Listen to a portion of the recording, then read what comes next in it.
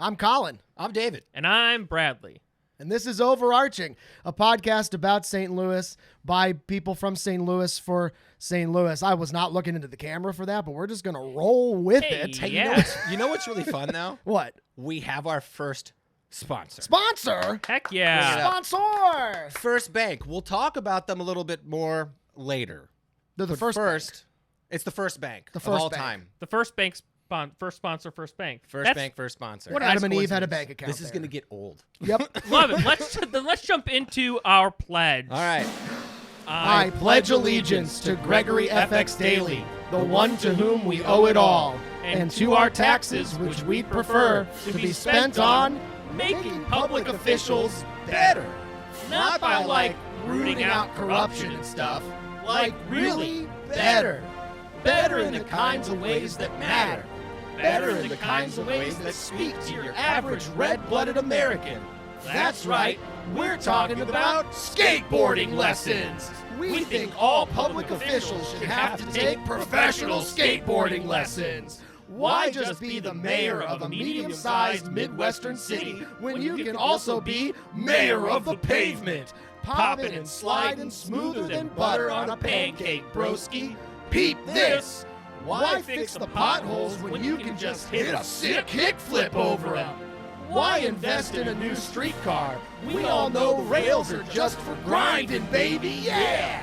Who cares about policies that take generations of bureaucracy to actually make a difference? That's bogus! What we need are public officials who are totally radical! Totally radical! Totally radical! 1% to the god of yellow envelopes ignored by all. What? Who's Who's that? Is that Mom? Mom? Mom. Oh, No. Oh, that's that's Mayor Tishaura O. Jones. Come on in. Welcome to the podcast. Maybe one day. Maybe one day that's Tishaura. Good one, Colin. I turn off that light so it's not weird. Get comfy. Hello. Hi Oh, guys. Welcome to the what do we refer to this podcast as? The My office. least subscribed podcast. The in least St. subscribed podcast in St. Louis. At least in terms of YouTube. But it's Louis. In terms of everything else, the most. Yeah. The most subscribed podcast. subscribe on YouTube.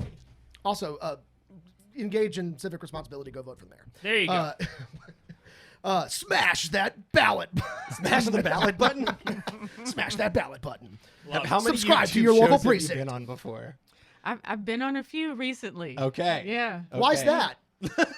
Why is Because that? it's election season. Oh, wow. That's crazy. So since election day is also Mardi Gras, we are saying show me your vote. Like Why Show is me your- why There is should be this like a huge pause there. show me your ballot. why is this city so drunk? Ask that question on Saturday. Yeah. Hey. See what All happens. right. So Yeah, we should St. Louis. questionnaire. Yeah, every time we have a guest, we have like a 10 question St. Louis questionnaire. Lovingly ripped off from other people Other talking to things microphones that are on similar, camera.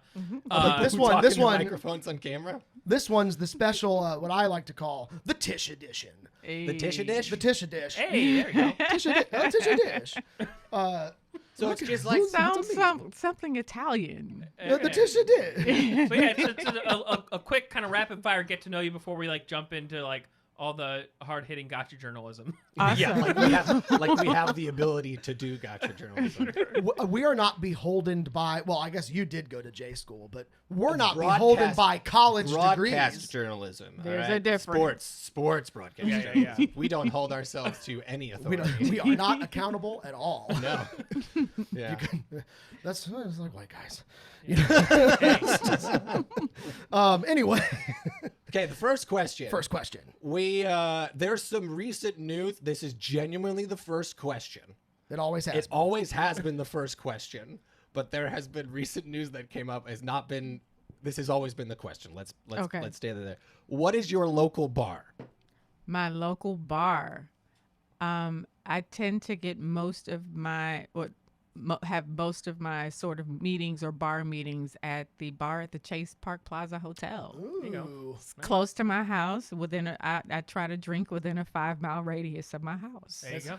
Smart. There you go. 5 miles, stumbling distance. We try to drink within like a baseball throw's distance from our studio right here. You really think you made that throw, David? No, I really do. We have the video evidence. The mayor is here, know, and I'm what we tattletailing. did was probably not legal. Tattletaling So on- don't on say myself. that. Yeah, okay. But all right. we allegedly, Yeah. we did not throw a baseball across an intersection. No, we didn't. Next question. Mayor, what and where from is your sandwich? My sandwich is from St. Louis. It is a St. Paul. Okay. Oh, okay. Yeah. We haven't had that answer yet. From where though? Where's your St. Paul? Do you have from? is it like just any shop that has it, or you? No, Lefties. Lefty. Lefties Heck fried yeah. rice, Right right down the Street. street. One of our Neighbors. first correct answers, top Yeah. to bottom. Yeah. Love it. Keeping it light here. What's your view on the Metro Green Line, and how does it differ from your opponents? Well, I am the only mayoral opponent. I'm the only candidate that personally supports the Green Line. We like that. We clap to that. Yeah. We'll probably talk more. Well, about yeah, that we'll later. talk Yeah, Way more about that. Yeah. Back to, what's the best place to be outside in St. Louis? Forest Park. Do you have like a spot, like a specific spot in Forest Park? Because everybody has their Forest Park spot. Yes, my Forest Park spot is there's a big grassy area between the tennis courts and the basin. Yes. It's just and there's a Huge. Is that really big- is that cool big field? tree over there that I like to sit up under. So Heck yeah. I set my my portable speaker in the tree, and then I just kind of zone out. Quick follow up to that. Have you done that since you've been mayor? Yes. That's very cool. Lovely, actually. Like Yeah. just like thinking of the mayor of St. Louis just chilling under a tree with a speaker. Well, Right. the mayor's a real person, and she's sitting right here. What? Yeah, great. I know. Sometimes it's hard to think that like our elected officials are real people too. All right. Very lighthearted question. What was it like growing up with Vervis as a dad? Ooh. So I couldn't use conjunctions. So I had to always say could not or are not. That was a or- rule. Yeah, is not right. And he wakes up every morning at 6 a.m. and To this day. to this day, reads the paper or reads the news. And so one night in particular, the rule was don't let the sun beat you home when I got to be, over 21 and was still living at home with my parents. And one night I broke that rule and I walked in the house and he's sitting there in the living room, got his paper, just, hey. Does that mean that was Vervis implying that the sun lives at your house? Or don't beat it, Yeah. don't beat It's a bold don't claim, let the Vervis. sun don't Yeah. let the sun beat you up. I guess I don't know. That's right. Yeah. Don't let the sun come up before you get home. Right. Smart Yeah. though. Yeah. Good dad move. Yeah. Colin, I Oh, think it's me. you. It's my turn. Yep. Sorry. If you're telling someone about St. Louis, what's the first thing you tell them about? The first thing I tell people about St. Louis is that we punch above our weight in the arts. If you like live theater, live bands, graffiti art, all of the things, this is the place to be. Because where else can you see Broadway shows for free under the stars in the summertime? Or even when John Legend was here, they still honored having free seats Yeah, that's straight at reason. that concert. Where else can you have some of the most wonderful outdoor music festivals, like Music at the Intersection or Evolution? Or where else can you get all kinds of food? Right? We're also a foodie town, from barbecue to traditional Italian, not pasta, but traditional Italian. And where else can you see some of the best graffiti art that's also a flood wall right by the river? Yeah. So I just think that we punch above our weights in the arts. Amen. She's really vying for for our vote. Yeah. It's worth noting, just so you can focus your energies. They live in the county. I live in the city. So. Hey now, Are you gonna move the city too. by We used to live in the election city day? too, and we're probably moving back. There you It go. depends. He said it on air, folks. Probably. Said it on air, let's- There you go. She knows what that means. Yeah, that's true. All right. All right. My favorite question. Which one of these suck the most? The Blackhawks, the Predators, the Cubs, the Red Sox, Reds, Sporting Kansas City, or Dealer's Choice? Which one of these is just the worst? The Cubs. Okay. That's a smart answer. Yeah, easy, yeah. All right. In the TV show Severance, the Egan family has 9 core principles for Lumen Industries. That is, of course, as we know, vision, verve, wit, cheer, humility, benevolence, nimbleness, probity, and wiles. Tishaura, what are the 9 cardinal virtues symbolized in the 9 jewels of the Sigma, conceived as basic attributes to which all Delta women should strive to attain?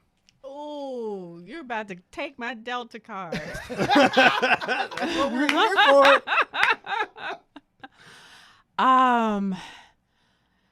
Oh. If you can give me 3. I'm trying to think. Perseverance might be one. It isn't. Oh God, gosh, it's so hard. it's So hard, and I just attended a Delta luncheon the other day. We saw in your Facebook profile picture. Yes. I'm sorry. I can't. I'm That's drawing okay. a blank. Honesty, I'm drawing purity, fidelity, justice, compassion, dedication, fellowship, temperance, and courtesy. And I didn't even have to read that. Yes, you. As we all know, I'm a Delta woman. Yeah, baby. Nah. All right. you're not. Colin's stolen valor Healy over here. Stolen valor Final, Healy. final, and heaviest hitting question. What's your favorite animal at the zoo and why? My favorite animal at the zoo are the penguins. They are so cute. Just watching them waddle answer, around. but like it's an important answer. Oh, yeah. It's. Have you ever done that interaction with them? There's like a small class you can do. Yes, I Oh, have. I have, and the one that has the little yellow fins, he Penguin came up guy. right to my leg. It's true. You can't hug them though. It does No, stink they that say you don't can't touch them. That's- Yeah, don't touch them. I Just can't kind of touch sit 'em. there I and you can't watch touch 'em them when walk around, and one of them pooped over there, and it was yeah, it was really cool. All right, let's get to it. This next segment, we do it almost every episode when there's some fun stuff going on in town. You can say this is fun. This is at the time of recording. Graphic Graphic of at the time of I don't know. recording. At the time of recording. According to multiple reports, Sheriff Alfred Montgomery is being sued by former Deputy Tony Kirchner after the sheriff allegedly had Kirchner roll a pair of golden dice to decide the fate of his job.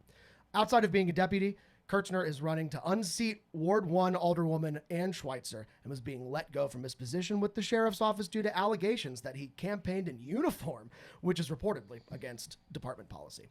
According to Kirchner's lawyer, Sheriff Montgomery gave him 2 options: resign or be fired, before producing a pair of golden dice from his desk and telling him that he had 2 chances to roll. Quote, "It's the best deal I can give you, I promise you, 2 tries."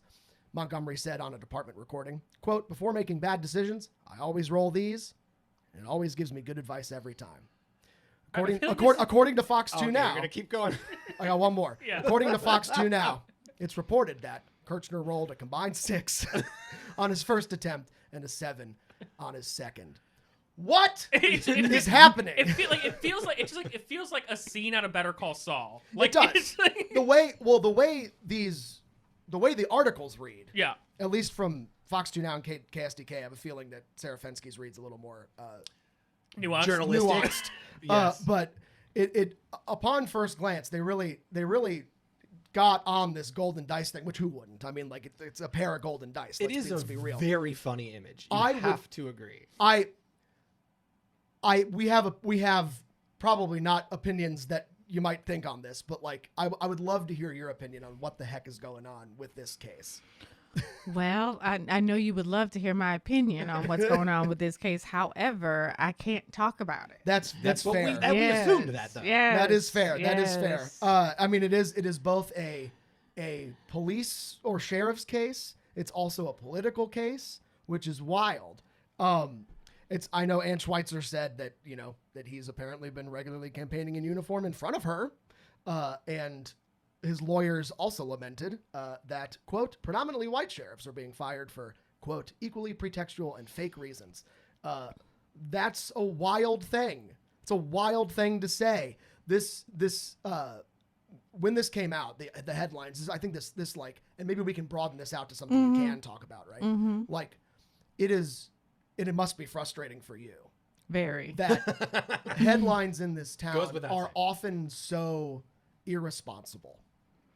In the case of this thing, you read the article a little bit further and realize that, Alfred Montgomery was giving him not going to take away his job. He was giving him the offer to like roll these dice to make a decision because that's what Alfred Montgomery does. Oh, yeah. It's actually not nearly as like crazy of a story as one might think.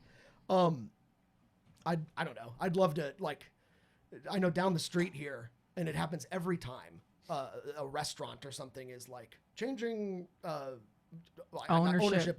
or like Under new management. yeah, it's like it'll be like restaurant closes in downtown St. Louis, and then you read the article and it's like nothing, but then the comments are like 400,000 things of like crime. It's like, what does this have to do with crime? Yeah. Blame Tishaura. Yeah. Yep.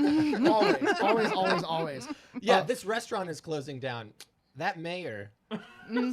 Potholes and snow. Yeah. That oh my mayor. God. There's another one that every time those topics come up, it's anybody. I will defend you on this. Anybody in your position during that time would have had a hell of a time, no matter who was in that office. Thank you. I want to give you the opportunity to just like Educate. once again educate the populace. What are you doing about the potholes and snow? It seems to be the only thing anybody cares about. Only thing. I mean, you know what? I think we want, right. So Civics 201 when it comes to potholes. The reason why there are potholes is because the pavement hasn't been resurfaced, right? We haven't repaved our roads. And the money responsible for repaving our roads sits with the Board of Aldermen in a thing called Ward Capital and another pot of funds called STL Works. And so the streets department does not have its own budget to repave our roads. And that is that what we voted for this past time with So- Prop T? So kind of, sort of, but not really. I Prop love T, that answer. Prop T changes the Department of Streets to the Department of Transportation. Gotcha. Okay. And I spoke with Alderman Browning, and I said, this will not work if the Streets Department or the Department of Transportation or whatever you call it does not have a pot of funds to proactively address transportation issues, right? So right now it's just a name change, but we are working on trying to find money and revenue that we can redirect to the streets department so they can have a pot of capital that they can proactively plan every year, say knowing that they would have $6 to $8 million a year to work with every year, and then they can proactively say, based on their engineers' grading of our current streets, we will pave Olathe this year and Utah this year, and but currently as it stands, the streets department sends a list to every alder saying these are the streets that need to be repaved within your ward. And these are the current grades of those streets, like graded A to F, right? Which ones do you want us to repave? And so they wait and they wait and they wait. Some alders are very good at returning that message and saying, these are the streets I'd like repaved and coming out of my ward capital budget. Some do, some don't. And the current balance of ward capital of some alders who have not used their money to repave is upwards of $1 million or more. Wow. I've heard there's somebody that is quite famously opposing you that has some ward capital sitting. Maybe $1.4 million. That's what I've heard too. Where does ward capital come from? And it like the A tax. yeah. Yeah. What kind of tax? It comes from one of the taxes that it may be a sales tax or use tax, but it comes from our taxes. Is it part of like the 1% thing or? No, it's not part of the earnings tax. Does it come out of and back into each ward, or is it from all the city taxes and then dispersed to each ward based on? Yeah, they get an equal amount each year. Okay. Yeah. And why can't you just take the snow and put it in the potholes? Great question. Right. But That's efficiency. yeah, but honestly, this is I think a great segue to kind of like one of our core questions we wanted to hit on the education side of things, because like everyone's like, oh, mayor, it's like the executive office, like the biggest name office for election, but like the way that the mayor's office is structured in St. Louis is often referred to as a weak mayor system. Right. Right. And it's a little different than people might expect, comparing it to like, oh, you have like the mayor's like the president of the city and the board of aldermen is like the legislature of the city. It's kind of like that, but kind of not. Right. What are your thoughts on that structure, or like how do you kind of like explain that structure to people to understand like what we were talking about the sloop the other day, and like the sloop, it said this is what the sloop can do, this is what the sloop can't do. So I guess to that, like within the structure of the mayor's office in governance, like what can you do and what can't you do? Right. So we have 9 citywide elected officials, 3 municipal, 6 county, because St. Louis is its own city and county versus Kansas City is a city within Jackson County. St. Louis is St. Louis City and St. Louis City County. That's the way it is listed, when you're filling out any of the forms with the state of Missouri, right? What county do you live in? St. Louis City, right? And because we have 6 countywide officials, they're independently elected. I have no control over them, right? But I do bring them to the table monthly because I used to be one of those countywide elected officials who had no access to the mayor. So I bring them in once a month. We talk about all of the things that we're working on and how our administration can help them further their goals, whether that's connecting them to resources, helping them write grants, helping them with programs that we're rolling out. They help us, we help them. And because I don't have control of those features, so I don't have control over parking. That's the treasurer's office. I don't have control over investments. That's the treasurer's office. I don't pay bills. That's the comptroller's office. I also don't do payroll. That's the comptroller and the treasurer. I don't have anything to say over how business licenses are distributed. That's the license collector. I don't collect taxes or have anything to do with the revenue. That's the collector of revenue, right? So we have all of these different sort of vice mayors. Is the way I look at it. We have a mayor and you have 8 vice mayors. And then all of our contracts approval have to also have approval from 2 other members of the Board of Estimate and Apportionment, which is myself, the comptroller, and the president of the Board of Aldermen. So they call it a tripartite form of government. And yes, many may say it's a weak government, but this government seat is only as weak as the person in it. Not necessarily, even though it's set up that way, it's only as weak as the person that's in it. How much can you bench? I would never thought to have asked that question. It's a weak mayor. Yeah, she could be the So why do you think then, why are people so mad at you sometimes then? Why do you think? Because I'm a Black woman in this job. that has something to do with it. And that's not all the time, but I'm sure that sometimes it does deal with it. I also, a lot of people say, well, she's not nice. She's mean, and I just, I'm focused. I'm focused on doing the work. So I'm not always hanging out at the local bar or, hanging out. I also have a kid at home. I'm a single mom. So a lot of times I'm with him or, at basketball games, and I have missed, I don't know how many basketball games this campaign season, and I am really struggling with that. Well, the fact that you go to any is honestly pretty commendable. So what change can you actually affect in this term or your next term? Well, I think that we try to work on change in a collaborative manner, right? There are changes that we've been able to implement through our collaboration with the Board of Aldermen. We've significantly changed the liquor license process, which is really important to restaurants opening new businesses. Thanks for that. Literally, like 2 weeks after we got our liquor license, that came through. And we were like, dang it. See? Thank you for doing that. Yeah, It does because matter. It matters so the much. existing process was also a process that was rife with racism and discrimination. You know, if you have to go within a 350 foot radius and to get permission to open a restaurant in that neighborhood, a lot of times people have used that in the past to be racist towards other business owners. That's, like ding for me, because I never thought about that, and it's also a process that can be, on the other side of things, rife with absolute privilege, and we had that in the not just in the fact that we're white, in the fact that we, fortunately, at that particular moment in our lives, were able to afford a person to go do it for us, Right. Like to advocate for you. And when you don't, it's already hard enough. It's a tough task, and even we had to go get a few signatures ourselves, and people were a little weird about it sometimes. And that's us. Yeah. Like that's wow. And I know All that right. you've had like personal experience with that too, Yes. with Sugar's Place, right? Yes, That you did I all owned a that. restaurant.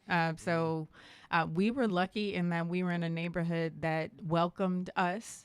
But that isn't always the case. And I've heard story after story from restaurateurs who, were discriminated against by the people they had to get signatures from. And then the signatures had to be the property owner, not just the person who's renting there. So that's also from a place of privilege too. So that property owner could be in California somewhere. Yeah. Am I right in saying it's former Evangeline's Bistro?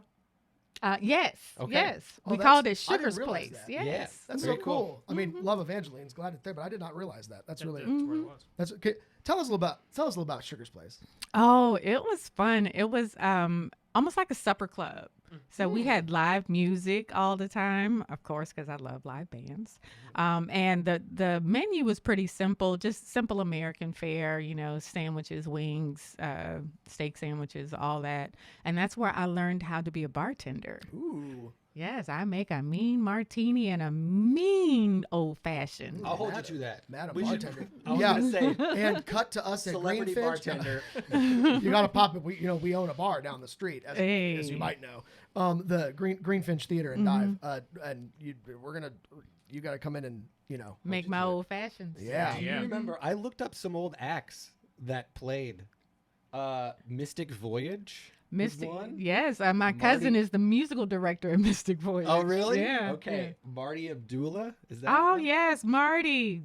Great with blues. Oh, that's Yes. okay. And then Sheila and Joe Bethely, I believe. Yes, Sheila The and jazz- Joe. Yes. Jazz yes. artists. Yeah, I found some old And headlines. from those Julius, days. what was it? Julius Julius Williams. Julius Williams. Yeah. Oh, yeah. He was sparkly. Sparkly. You think you'll when your time as mayor inevitably ends, be it soon or later, do you think you'll go back into that business at some point? Hell no. Good answer. Moving on. Oh, would you consider being a part-time bartender? Possibly. Good tips. What a get. You know what they say? People tip well in the arts. So like, we were kind of like with the Alfred Montgomery story and all that. We were kind of brushing up to this like misinformation, or at least like half truths that publications might be salacious about.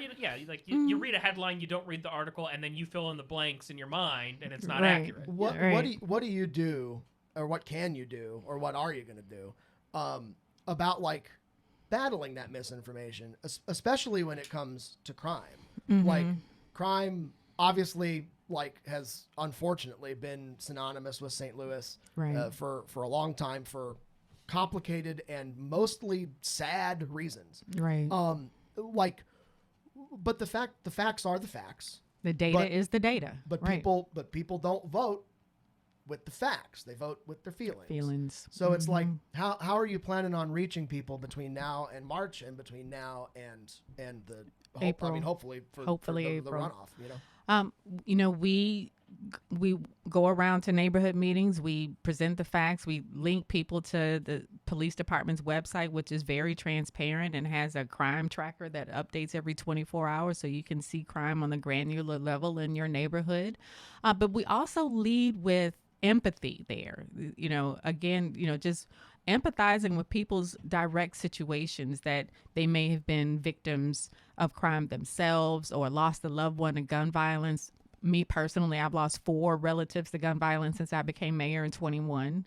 And so when you lead with empathy, it sort of takes down that barrier that people put up when you say that homicides are down or crime is down. So we try to lead with empathy there. I'm sorry, you've said you've had 4 family members since taking office Yes. in 2021. Since taking office? Oh, I didn't hear Yes. that part. Yeah. Wow. Holy Yes. crap. That's really. I mean, that's terrible. I'm really sorry. Thank you. I mean, that's work you genuinely care about. Yes. It is so close to home for you. Very That's very close to admirable. home. Mm-hmm. Well, that's something that, like, we just don't. Speaking for myself, I just don't see. I grew up in St. Charles County, all the way out in Lake St. Louis, which most people don't necessarily consider St. Louis. And honestly, I sometimes don't either. But it's just not something I see. And so when people don't see it, like you see it, like yearly, almost Right. annually Right. at this point, right? It's real.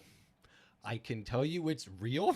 The mayor can tell you it's real. It's the truth. It's just when you're so far removed, which I think there are so many people in St. Louis that are so far removed from those realities, you just kind of shove it away. Potentially a difficult question, but what would you say to somebody that points to that fact that you've been touched by this with 4 people in your life? What would you say to people that point at that and say, like, how could crime possibly be down when that's happening to you?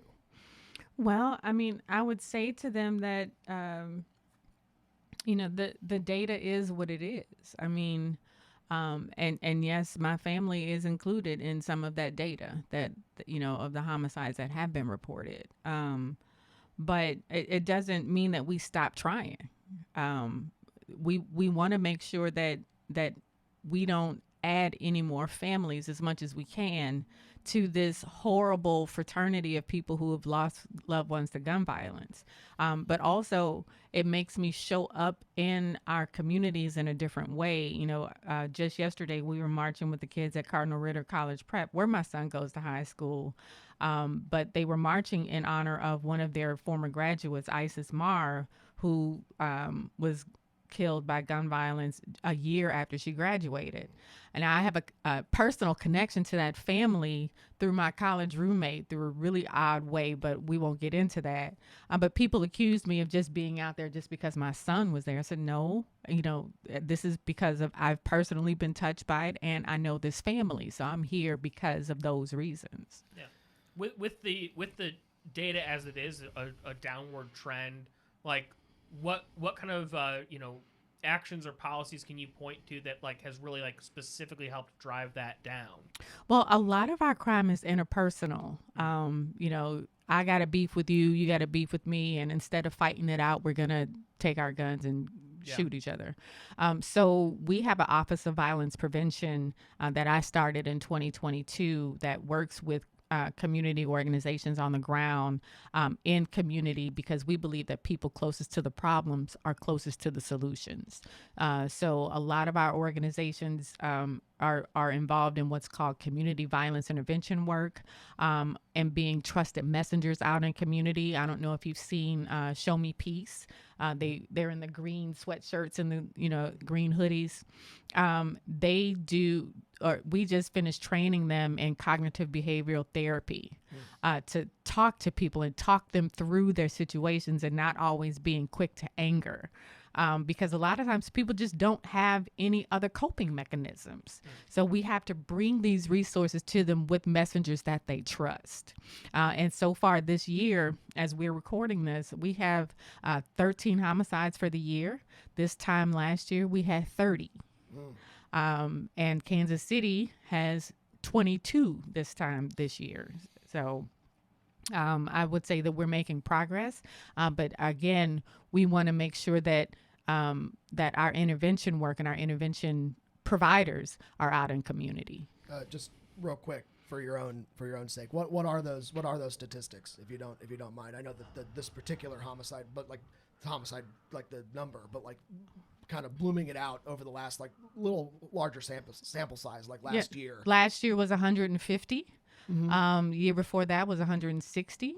The year before that was 200, and then the year before that was 200, and the year before that was 263. And that was 2020. 2020, Yeah. Yes. That's your stuff. You know the numbers. That's the one thing I can memorize.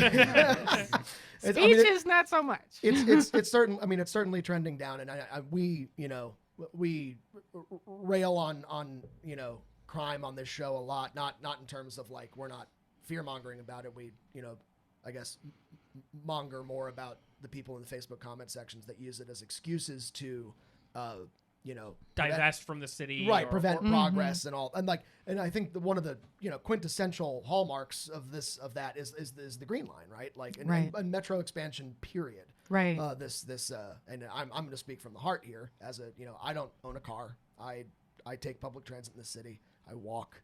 I'm literally on the streets all the time, and it's amazing to me the fallacy of public transportation brings crime. Public transportation is somehow inherently unsafe. Right. Can you speak to that a little bit? Like why the Green Line, and what would you say to somebody? What would you say to the guy down Jefferson here who has a banner on the front of his house that says green means hell no, unsafe, too expensive? What would you say to that guy? I would say that the hallmark of any world-class city is the public transit that it offers its residents and visitors. Because I used to keep a loaded Metro card for when I would visit DC a lot. And I've also been a frequent public transit rider here in St. Louis. When I was young and dumb, I was living with a guy that in the West End around Pershing and de Bolivar. To be clear, dumb, not dumb because you took public transit, dumb because the guy. Because of the guy, right. Good call. And at the time, I was working for Bank of America downtown, and not First Bank. No, not First Bank, not our sponsor. Yeah. And it was easier for me to take the Metro to walk up to the Forest Park and de Bolivar Metro stop and take transit to work every day, because it's going to be super expensive to park downtown, and what's $1.50 each way or whatever it was at the time, and it was perfect for me. Also, my other job when I was living with him was in Clayton, another place that's expensive to park. So I found a bus route that picked up close to our apartment, rode the bus to Clayton every day. So I feel safe on public transit. I don't know why anybody else doesn't. So something that's close to me, and this is something I want to ask you about personally. So like, the thing, I think what people confuse with crime on public transportation is like the homeless population or people who are having a mental health crisis that aren't actually a threat to you. They're just loud, or they're just having a hard time near you. They're they're not a threat to you. They're just close to you and not having a good day. Right. With adding the new security measures with the Metro, which, like, I understand why it's necessary. We toured the facility recently with Talby Roach. It was very impressive. I do find it a little infantilizing, but that's a different thing. Yeah. The fare gates are a bit much.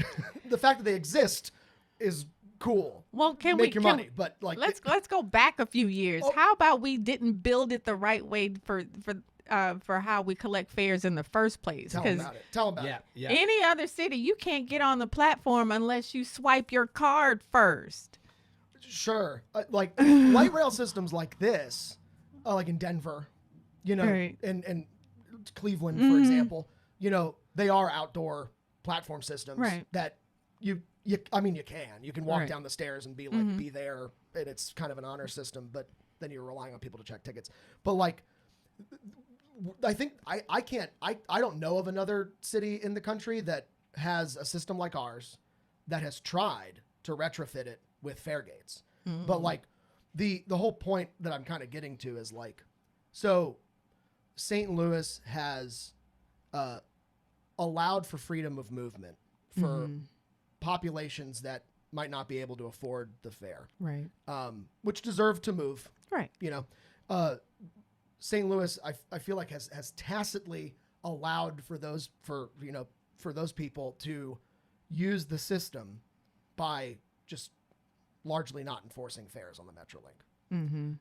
Now that the fare gates are going up, that tacit system is kind of going away. What is St. Louis going to do to serve people who can't afford the, I think, $72 a month for a monthly pass? Like, that's like 3/4 of groceries for one person Right, nowadays. right. Well, during the pandemic, we were able to provide Gateway Go passes for especially for children, for anybody who, you know, any kids that wanted it or were using it for work. I think we're going to have to investigate how to put that in our budget as a permanent option for those who can't afford Metro passes, or obviously our high school students who are forced to take Metro to school and back. We have to supplement somehow. Yeah.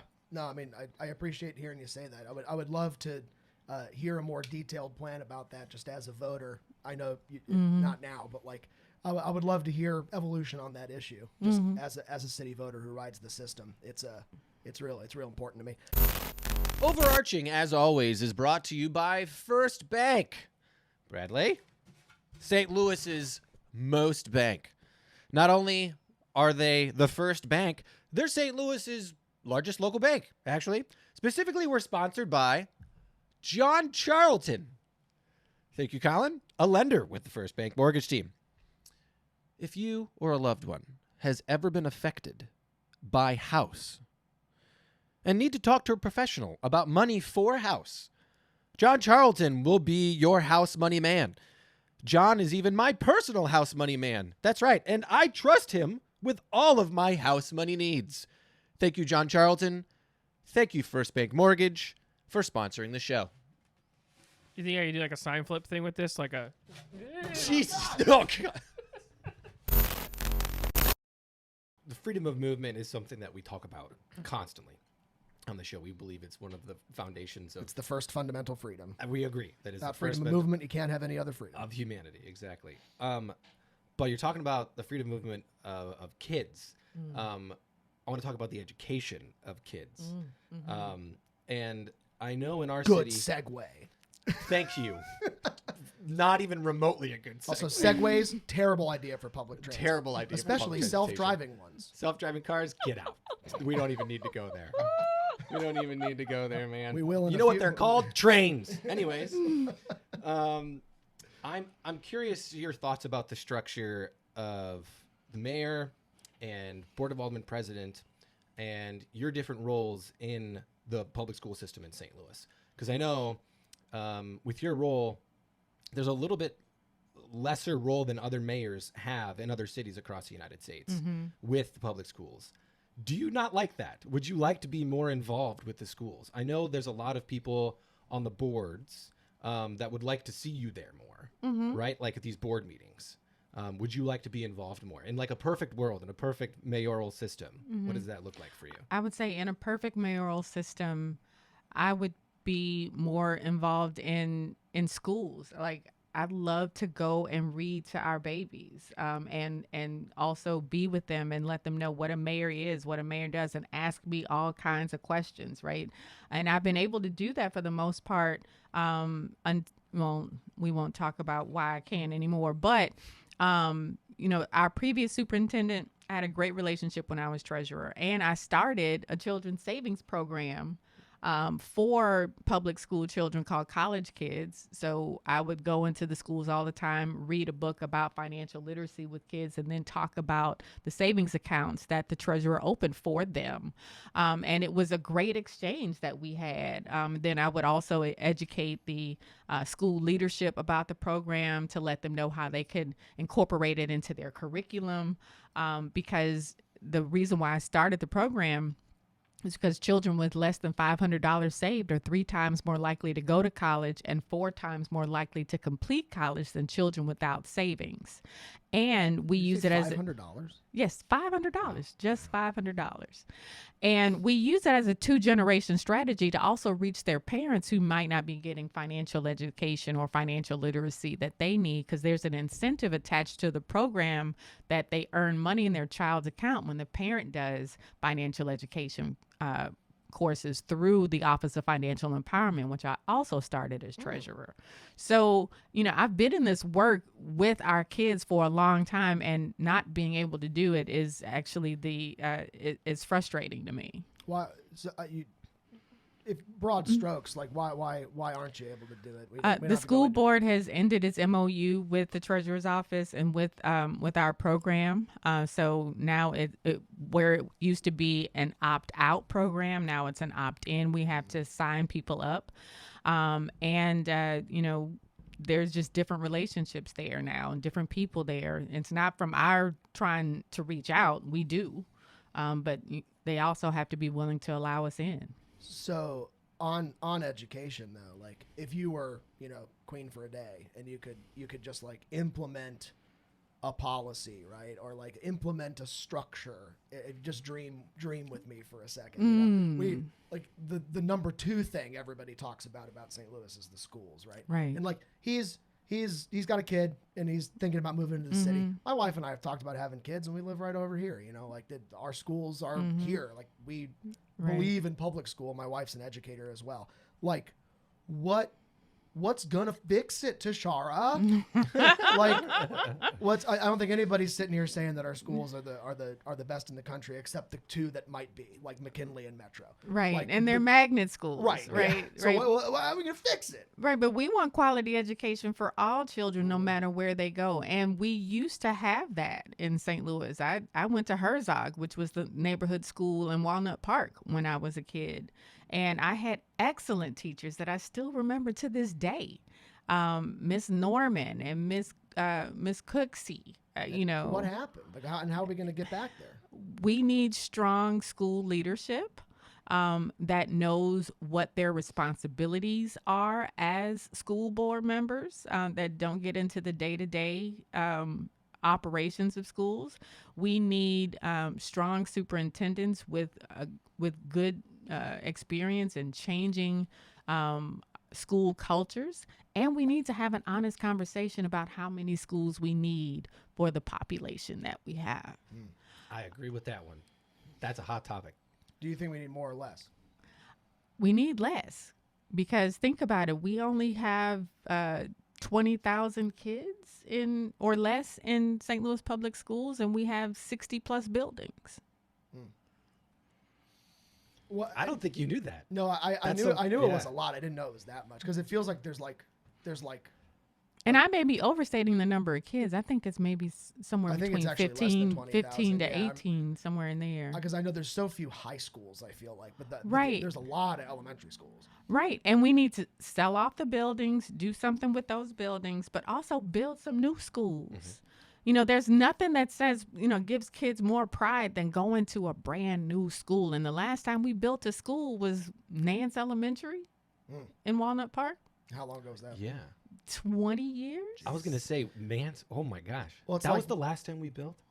Well, what blowing my mind here. What funds our schools, right? Here in St. Our Louis, property taxes. It's just that. 60% of our real estate taxes fund schools. as well as the state education formula that funds our schools, based on the number of kids you have and your academic achievement. And it's some convoluted formula that I used to know it by heart when I was a legislator, but I don't anymore. Gotcha. So I mean, like it's one of the many ways the city kind of leans on that property tax because how are we going to increase that tax base? Because it's I know for business owners like us, that real estate tax is messy. It's rough. And I personally, the city kind of has an unchecked little weird backdoor thing with it that we kind of have experienced as new business owners, that it's like it's based on the assessment of your building, but like the city can kind of reassess in any assessment year and drive that sucker up. And that's a way that we'd go out of business, Yeah. And what are we going to do to increase the tax base and not increase the taxes anymore? Well, I'm glad you asked, because our Economic Justice Action Plan has a goal of increasing our tax base by increasing our population, by investing in places that haven't been seen investment in decades. And obviously that's North St. Louis and parts of South St. Louis or Southeast St. Louis. So we're building homes in areas that haven't seen new home construction or mortgage generation for 10 to 15 years or more. We're rehabbing homes that haven't been touched in years as well. We're holding bad property owners accountable for the eyesores that they own in our neighborhoods, whether it's downtown, Dutchtown, or Walnut Park. And that's Prop V. Yes. But actually before Prop V, we've been doing that. That's our private property stabilization program. We are making sure that that if they don't fix it up, we fix it for them and send them the bill. And also our LRA, we've totally revamped our LRA or Land Reutilization Authority process, where you can buy buildings from there. So now that process is a lot more straightforward. We also have Prop NS. Remember, we passed that several years ago to help stabilize homes or stabilize buildings and then get them back into production of taxes. So it's a lot of different things that we're doing. And also we are investigating how to build affordable housing and market rate housing faster. Are we? I love that. Are we saying? Yeah, I know. Are we saying that like if you build it, they will come? I think so. I think that's what we're saying. We're saying that one of the reasons why people leave is because there's lack of access to quality affordable housing. We have housing everywhere, but quality affordable housing is where we have lacked. We also have to rebuild those markets, so we have to heavily subsidize that through our Home STL program, which grants up to $50,000 in home buyer assistance for new buyers or for new home buyers. So we have to bring together a myriad of resources in order to rebuild our community, because I'm the first mayor in over 20 years to be born, raised, and still live in North St. Louis. The entire south side of my block has 2 homes. 2 homes. The entire 2. And I'm assuming it's not a real short block, or that those are real big houses. Both. You gotta have developers that. And I've been there over 10 years, and they've been saying, "Oh, we're gonna build," but they never do. What a common theme. We're gonna do it. We'll get there. You gotta have developers that are on top of it. But because interest rates are so high, and the cost of actually building a house is actually increased, the materials, all of that. The average cost to build a new home now is upwards of $300,000. So we have to heavily subsidize that in order to rebuild that market. But somehow we're apparently the 6th hottest housing market in the country. Yeah, that's what they say. Yep. That's what they say. They do. Yeah. I do. As a realtor, I say we're the 6th best. Yeah. Well, we're short on time here, unfortunately. But final questions for you. When you inevitably leave this office, other than becoming a part-time bartender at Greenfinch, what's your warning to your successor? My warning to my successor is don't overpromise, because you will underdeliver every time. All right. And one more. Lie to beat you the first time. You beat by 888 votes. Yeah, I was going to say, it was a margin. It was so close. You beat Kara the second time. Mm-hmm.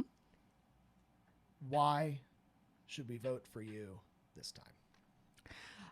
Because when I was elected to the mayor's office in 21, I inherited a crisis, and we have been hard at work trying to fix government from the inside out, fixing the internal processes, the non-sexy work of upgrading our software. You know, we were using typewriters and carbon paper in the year of our Lord, 2021.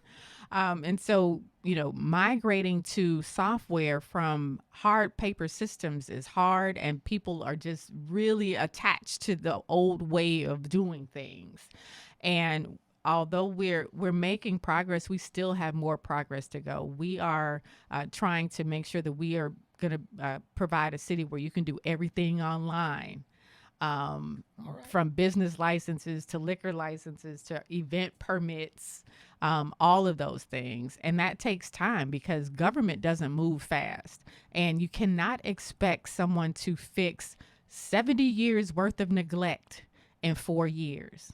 Changing your leader every 4 years will lead to chaos, as we have seen at the local or the national level. We've had a new president every 4 years for the last 8 years. And it's always chaotic at the beginning. And also, don't let the perfect be the enemy of good. We've made good progress on the things that people care about. We've made good progress on public safety. We've made good progress on infrastructure. We have all of these infrastructure projects lined up and ready to go as soon as the weather breaks. We've made good progress on economic development and investing in areas that haven't seen investment in decades. And we've made good progress on the non-sexy things that are a part of government, so it serves you better. So for those reasons and many, many more, I think that people should trust me for another term. One more.